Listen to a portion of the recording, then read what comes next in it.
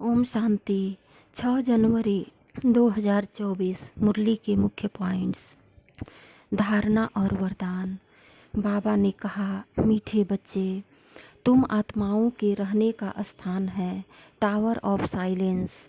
तुम्हारी है अभी बुद्धि योग की रेस, तो अब तुम्हें उड़ना है उस घर की तरफ। पावन बन उस ऊंचे ते ऊंचे स्थान पर पहुंचना है। रावण राज्य में अनेक विकर्म करने से तुम्हारी दुर्गति हुई। अभी बाप ने तुम बच्चों को कर्मों की गुह्य गति समझाई है, इसलिए सिर्फ सुकर्म करो। अगर किसी में मोह रखा तो देह अभिमान में फंस पड़ेंगे। मोह भी एक विकर्म है। अब तुम्हें कुमार कुमारी की स्टेज से भी ऊपर जाना है, अर्थात जैसे आत्मा अशरीरी आई थी, ऐसे अब फिर से सब कुछ छोड़कर जाना है। इसलिए शरीर को भी भूल अनासक्त बनकर रहना है। रावण से हार खाकर जो आत्मा पतित बन गई थी, अब फिर से बहादुर बन उन विकारों पर जीत पानी है। अपनी अवस्था को जमाना है। घर बार संभालते कोई भी अपवित्र कर्म नहीं करना है।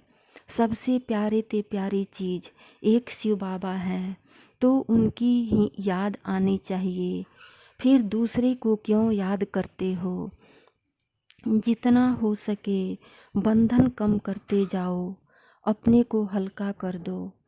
तुम्हें मनुष्यों को ऐसा मालामाल बनाना है जो जन्म जन्मांतर के लिए वह भीख मांगने से छूट जाए।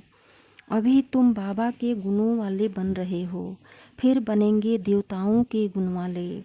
देवताओं की चलन खान पान आदि सब बड़ा रॉयल होता है, बड़ा शांति से खाते हैं। बड़े तुम्हें वह सब गुण सीखने चाहिए। मुरली का सार। बाबा ने कहा, मीठे बच्चे, तुम्हें अब इस शरीर को भूल अनासक्त कर्मातीत बन घर चलना है।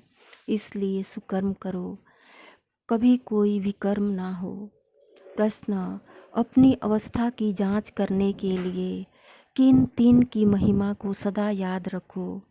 उत्तर, पहला निराकार की महिमा, दूसरा देवताओं की महिमा और तीसरा स्वयं की महिमा। अब जांच करो कि निराकार बाप के समान पूज्य बने हैं, उनके सब गुणों को धारण किया है। देवताओं जैसी रॉयल चलन है। देवताओं का जो खान पान है, उनके जो गुण हैं वह हमारे हैं। आत्मा के जो गुण हैं, उन सब गुणों को जान उनका स्वरूप बने हैं। धारणा के मुख्य सार। पहली पॉइंट, ट्रस्टी और अनासक्त बनकर रहो। कोई भी फालतू खर्चे मत करो। स्वयं को देवताओं जैसा पवित्र बनाने का पुरुषार्थ करो। दूसरी पॉइंट, एक प्यारे ते प्यारी चीज़ बाप को याद करो। जितना हो सके कलियुगी बंधन को हल्का करते जाओ, बढ़ाओ मत।